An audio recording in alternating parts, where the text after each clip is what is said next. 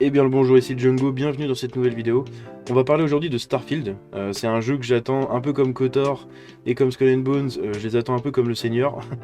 Et du coup, là je suis tombé sur un article de Games Radar Plus qui récapitule tout ce qu'on sait sur Starfield. Donc c'est un bon moyen de se préparer avant la conférence qui est prévue pour le 11 juin. Donc on va se lancer, hein, je suis impatient de découvrir l'article avec vous. Starfield est en route et nous pouvons encore nous attendre à le voir atterrir cette année comme l'un des plus grands nouveaux jeux pour 2023. Alors qu'il devait être initialement lancé au cours du premier semestre de l'année, Bethesda a officiellement confirmé que nous serons en mesure de découvrir le nouveau RPG spatial en septembre. Normalement, il doit sortir le 6, je crois, dans ces eaux-là. Se lançant la même semaine que Baldur's Gate 3, je m'en fous complet, créant un mal de tête pour les fans de RPG du monde entier. Moi ça va, j'ai pas trop mal à la tête du coup. De plus, le studio a également révélé qu'un Starfield Direct aura lieu en juin, ouais, juste à la suite du Xbox Game Showcase. La vitrine qui est dédiée à la nouvelle aventure va vous donner un autre aperçu de Starfield, avec Todd Howard, le directeur du coup de Bethesda, taquinant que le studio a encore beaucoup à nous montrer. En tant que l'un des jeux Xbox Series X les plus passionnants à l'horizon, nous pourrons également nous attendre à le voir atterrir sur Xbox Game Pass, c'est quasiment sûr. Starfield est sans aucun doute un jeu Bethesda à venir très remarquable puisqu'il s'agit de la première nouvelle adresse, la première nouvelle IP de Bethesda Game Studio en 25 ans. Putain, ah ouais, en 25 ans, ah la vache. En même temps, c'est vrai qu'ils ont farmé les Fallout, ils ont farmé les Elder Scrolls. Putain, j'avoue. En 25 ans, c'est ouf, hein, ils ont pas intérêt de se rater du coup. En tant qu'équipe derrière certains des meilleurs RPG tels que The Elder Scrolls V, Skyrim et Fallout 4, il y a déjà beaucoup d'anticipation quant à la perspective de sauter dans un nouveau RPG se déroulant dans un nouvel univers, qui plus est l'univers de l'espace, et ça c'est un domaine qui me passionne, l'espace. Pendant que nous nous attendons à en voir plus, lisez la suite ci-dessous pour découvrir tout ce que nous savons jusqu'à présent sur Starfield. Premier point, date de sortie. Alors la date de sortie, comme c'est marqué ici, elle est prévue pour le 6 septembre, pardon, je vais y arriver, le 6 septembre 2023. Donc voilà, au début ça devait être lancé un peu avant, mais ils l'ont retardé, hein. Nul doute qu'avec l'ambition du studio et la taille du projet, ils ont besoin de plus de temps. J'espère vraiment qu'ils vont pas nous annoncer un autre report. J'espère qu'ils vont faire le maximum parce que là franchement Xbox déjà faut sortir des jeux et de deux Starfield c'est bon, ça fait 5 ans qu'il a annoncé. On veut y toucher. Les plateformes justement où est disponible Starfield. Donc il est en exclu sur Xbox Series X, hein. La Series S, je pense que si vous jouez Starfield sur la Series S, vous allez faire des crises d'épilepsie, à mon avis. Et il y en a beaucoup qui demandaient si Starfield allait être sur PS4 ou PS5. Alors non, on rappelle qu'ils ont acheté ZeniMax Media. Merde, vous le voyez pas. Ils ont acheté ZeniMax Media pour 7,5 milliards de dollars. Déjà à l'époque, c'était le plus gros montant pour un rachat de studio. Et dedans, donc il y avait Bethesda dans ZeniMax, donc il y en a plein. Hein, et dedans, il y avait Bethesda. Et du coup, c'est une exclue Microsoft. C'est ce qui va leur permettre de sortir la tête un peu de l'eau pour cette année et les années d'après. Et de pouvoir développer beaucoup plus le Game Pass, beaucoup plus même la plateforme Xbox, hein, avec un gros jeu comme ça. Donc non, ce sera toujours une exclusivité sur la plateforme Xbox. Vous le voyez pas, voilà, je le surligne ici. Ce sera toujours une exclue sur la plateforme Xbox, hein. Donc pas de version PS4 ou PS5, c'est hors de question. C'est normal. Et le fait d'être, comme ils disent, de se concentrer sur un plus petit nombre de plateformes en fera un meilleur produit. Ouais, justement, hein, d'être exclu à une plateforme. Donc il y a aussi la version PC. Mais bon, ils vont vachement se développer que sur Xbox Series X surtout. Après le PC, ça fait tout tourner, donc ça va. Mais voilà, ça va vraiment être un polish, je pense, aux petits oignons, vu que c'est que sur une plateforme. Donc voilà, vous pouvez regarder la bande-annonce hein, si vous voulez voir ou revoir. Moi, je la regarde souvent. Et ne pas oublier qu'on avait eu du coup 15 minutes de gameplay, hein. Je pense que du coup ceux qui regardent cette vidéo savent très bien qu'on avait eu du gameplay. On avait vu beaucoup de choses. Moi le combat m'avait un peu fait tiquer. Ça avait l'air un peu comme le combat de Fallout 4 et j'avais pas aimé perso. Ici on va parler des mondes du coup de Starfield. Donc on sait que ça se déroule en 2330 il me semble. Après une guerre entre deux factions. Et nous, on va être le mec un peu entre les deux. Il va falloir choisir un camp et tout, un peu comme Skyrim. Et on sait qu'on pourra explorer. Donc Starfield aura plus de 100 systèmes et 1000 planètes. Alors, ça fait beaucoup tiquer les gens, les 1000 planètes surtout. Parce que ça veut dire beaucoup de redondance, beaucoup de copier-coller, beaucoup de. J'allais dire de médiocrité, on va pas dire de médiocrité, mais le problème c'est qu'en fait quand on en fait 3 planètes à la main, elles sont beaucoup plus sympas qu'en faire 50 copiées en je sais pas combien de fois et en 1000 planètes quoi. Donc parce qu'à mon avis c'est ça, hein, ils vont peut-être en faire une vingtaine à la main et elles vont être copiées-collées pour en produire 1000, pour donner l'impression aux joueurs d'explorer plein de choses, mais en fait c'est du copier-coller quoi. Beaucoup d'assets qu'on va retrouver, beaucoup de choses comme ça je pense. L'histoire de Starfield, donc l'histoire de base de Starfield est un secret étroitement gardé, bien que Bethesda ait donné quelques détails. Nous savons que Starfield aura lieu en 2330, voilà c'est ça, 20 ans après que deux des plus grandes factions des systèmes figurés, les colonies unies et le collectif Freestar, se soient engagés dans une guerre de colonies sanglantes pour le contrôle territorial. Vous assumerez le rôle d'un membre de Constellation, une organisation d'exploreurs de l'espace essayant de naviguer dans ce qui reste des conséquences de la guerre. Où vous allez et avec qui vous choisissez de vous ranger, c'est à vous de décider. Voilà, donc c'est une aventure, hein, c'est un RPG. Vous allez où vous voulez, vous vous associez à qui vous voulez et vous foutez ce que vous voulez de vos fesses dans le jeu. De plus, Bethesda a confirmé que la quête principale de Starfield sera 20% plus grande que Skyrim et Fallout 4. Alors moi, ce petit détail, bon, je m'en tape un peu parce que celle de Skyrim, elle était assez courte. Quand on prenait vraiment que l'histoire, elle était quand même assez courte. Et celle de Fallout, je l'ai pas fini donc je peux pas juger. Parce que comme je vous ai dit, le système de combat à la Fallout, ça m'a saoulé. L'interface, j'ai détesté ça. Donc voilà, moi c'était mon premier Fallout. Du coup, ça m'a un peu dégoûté des Fallout, c'est dommage. Mais j'ai vraiment pas aimé. Déjà, les univers un peu post-apo comme ça, j'aime pas. Donc voilà, mais bon, c'était la hype à l'époque, hein, 2015, Fallout 4 ou 2016, je sais plus, 2015 je crois. C'était la hype et tout le monde y jouait, je l'avais testé, j'ai pas aimé. Voilà, c'est aussi simple que ça. Bien que le gameplay de Starfield semble s'inspirer fortement d'autres jeux de science-fiction populaires comme Elite Dangerous ou No Man's Sky, au cœur, il s'agit toujours d'un RPG Bethesda. Et ça c'est bien parce que c'est toujours la sauce Bethesda qui va régir dessus. Qui va régir dessus, ça veut rien dire. Qui va agir dessus, voilà, je vais y arriver.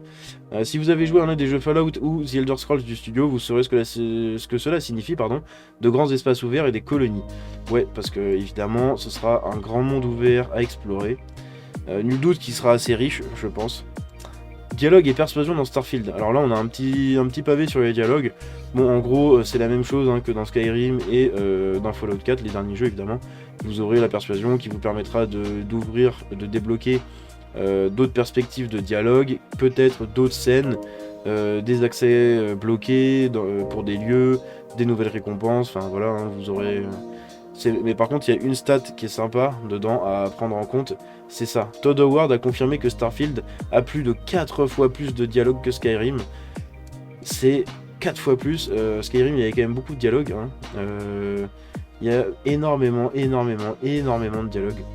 Je sais plus, il y avait des chiffres pendant un temps qui tournaient, et ça se comparait aussi avec Red Dead, où il y a beaucoup de dialogue dedans. Et je crois que Skyrim a plus de dialogue que Red Dead. Donc ça vous donne un peu, pour ceux qui ont joué, ça vous donne un peu une idée du contenu au niveau des dialogues, hein, c'est incroyable. Et la personnalisation du navire de Starfield, alors ça c'est vachement sympa. C'est un truc sans doute qui va faire comme ce que les gens font avec Zelda. Les gens vont s'éclater à créer tout et n'importe quoi dessus, ça va être incroyable. Et en même temps ça va être assez logique, par exemple vous mettez 2 moteurs à l'arrière, vous allez avoir une plus grosse poussée mais peut-être plus difficile pour tourner. Vous mettez 2 moteurs d'un côté, peut-être qu'une manœuvre d'esquive pour faire une vrille, vous allez peut-être pouvoir le faire plus facilement, enfin je sais pas. Il y a plein de choses en fait comme ça où vous pourrez changer voilà, les différents modules, les différents équipements du vaisseau, tac tac, mettre ça ici, enfin voilà. Donc c'est vachement sympa.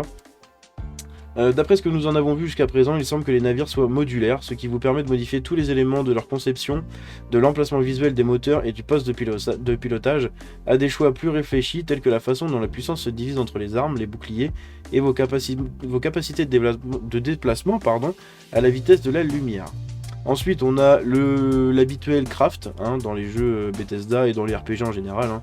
L'artisanat et les recherches, donc voilà, vous débloquez des plans pour vous améliorer, votre équipement, des nouvelles recettes peut-être de cuisine, des nouvelles recettes pour créer des armes, des munitions, des choses comme ça. Donc voilà. Hein. À son niveau le plus élémentaire, Starfield vous permettra d'exécuter des projets de recherche pour élargir vos options d'artisanat, telles que des améliorations à votre jetpack et de nouveaux modes à votre pistolet.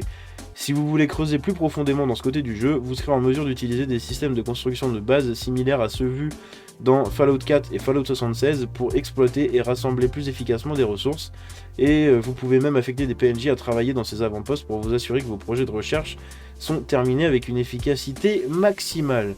Nul doute aussi qu'un PNJ aura plus de stats qu'un autre, et inversement, qui sera spécialisé peut-être dans les armes, l'autre dans les armures, l'autre dans, je sais pas moi, le craft de ressources, peut-être les espèces de botanique, des choses comme ça. Donc ça va être vachement intéressant, et il faudra explorer pour découvrir les nouveaux personnages et tout. Et un gros RPG, en perspective, vous l'aurez compris. La création de personnages dans Starfield. Alors ça, c'est vachement sympa parce que il y a des backgrounds un peu à la manière d'un Mass Effect, par exemple. Vous allez choisir l'histoire de votre personnage.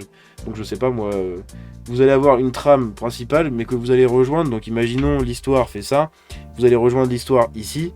Sauf qu'en fait, il y aura déjà un espèce de background. Donc une histoire, on va dire, qui va permettre de définir la personnalité de base de votre personnage qui reviendra un peu avant. Donc par exemple, vous étiez un voleur, vous avez fait plein de choses, blablabla, blablabla, et après vous êtes embauché, et puis paf, notre jeu commence. Donc après, on a tous à peu près la même histoire. Mais voilà, avant, donc vous étiez peut-être un voleur, vous étiez peut-être un diplomate, vous étiez peut-être un chef d'une... je sais pas, d'une faction, vous étiez peut-être juste un clampin, un putain de péon, vous étiez peut-être un chasseur de primes, enfin voilà, et tout ça, ça va façonner la psychologie et la personnalité de votre personnage, et ça j'adore ces systèmes là. C'est un peu dans Destiny, je crois qu'il y a un peu le même délire, je me trompe peut-être, je sais pas, je suis pas un gros joueur de Destiny, mais il me semble qu'il y a un peu un délire comme ça. La création de personnages dans Starfield va être un évier de temps. Ouais, moi qui adore se personnaliser et avoir le truc parfait, je vais pleurer. C'est vrai pour à peu près tous les jeux de Bethesda, mais le studio est vraiment penché en ce moment. Un moment clé du créateur de personnages cette fois-ci sera dans les backgrounds et les compétences de départ de Starfield. Ouais, parce que du coup, voilà, en choisissant tel ou tel background, vous aurez des compétences. Par exemple, si vous êtes chef, vous allez voir, c'est marqué en bas, voilà, par exemple, ceux qui vont être chefs, ils vont avoir 30 points de santé supplémentaires. Ceux qui sont diplomates, on a des compétences de départ telles que les chances accrues de succès sur les défis de parole, donc la persuasion, voilà, évidemment.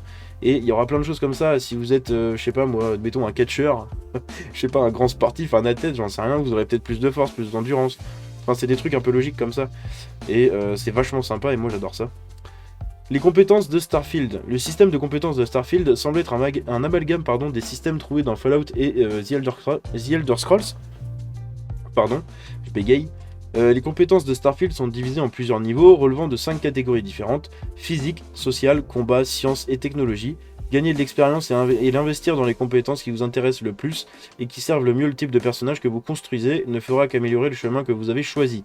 Par exemple, si vous aimez jouer à distance, vous voudrez peut-être investir dans la certification sniper, dans la catégorie combat, ce qui signifie que ce qui garantit que les armes à portée sont plus stables et ont moins de recul.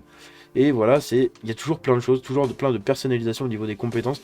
Vous avez vraiment façonné votre type de gameplay et votre histoire. Les traits aussi. Lors de la création de personnages, vous serez en mesure de prendre jusqu'à 3 modificateurs uniques qui ont à la fois des effets positifs et négatifs. Nous connaissons 16 traits de Starfield jusqu'à présent, il y en aura peut-être plus du coup depuis le temps, ou peut-être moins, justement. Et il semble être des indulgences facultatives qui peuvent améliorer davantage les aspects de jeu du rôle au cœur de l'expérience ou augmenter la difficulté de certains aspects du jeu. Ces traits semblaient également parfaitement placés pour augmenter le facteur de rejouabilité de Starfield, en particulier lorsqu'ils sont combinés avec d'autres éléments tels que la construction de la base, l'artisanat et l'alignement des factions. Voici un exemple de la façon dont ces traits peuvent avoir un impact sur votre jeu Starfield. Kid Stuff signifie que vous pouvez réellement rendre visite à vos parents en jeu chez eux, bien que 10% de tous vos revenus soient automatiquement envoyés pour les soutenir. Starter Home vous donnera une petite maison dans une petite lune paisible dès le début, mais vous aurez une hypothèque du coup de maison qui aura des traits spécifiques à la faction, blablabla. Ouais, voilà, en gros, vous avez un petit bonus, par exemple, voilà, vous avez ce truc-là où ça vous donne une maison, donc vous avez déjà une base préconstruite, mais par contre, vous allez peut-être rembourser un prêt. Donc, si vous gagnez 10 000 pièces à un moment, sur les 10 000 pièces, il y en a la moitié qui va partir, qui va disparaître, pour rembourser ce prêt. Là, voilà, vous avez des rendre visite à vos parents en jeu. Je sais pas, par exemple, ils vont peut-être vous donner des récompenses, des équipements en plus, des choses comme ça. Mais par contre, 10% de tous vos revenus vont être envoyés pour les soutenir. Donc vous avez des trucs comme ça qui sont vachement sympas. J'ai hâte de découvrir un peu ce genre de choses, ça peut être sympa. Je me répète, c'est sympa. Moteur de Starfield, donc ça c'est intéressant aussi.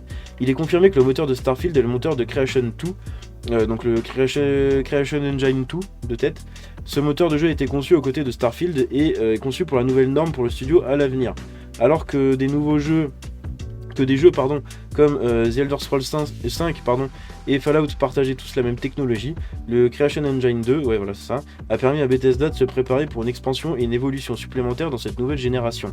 Le directeur créatif Todd Howard a déjà confirmé que The Elder Scrolls 6 s'appuiera sur ce que l'entreprise a pu réaliser avec Starfield et le Creation Engine 2. Les mods, donc ça m'intéresse pas trop parce que je suis pas un gros fan de mods.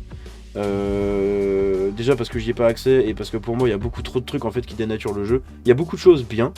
On sait que les modeurs font les 3 quarts du temps un meilleur taf que les développeurs, mais il y a beaucoup de choses aussi qui dénaturent le jeu et ça me fait un peu chier.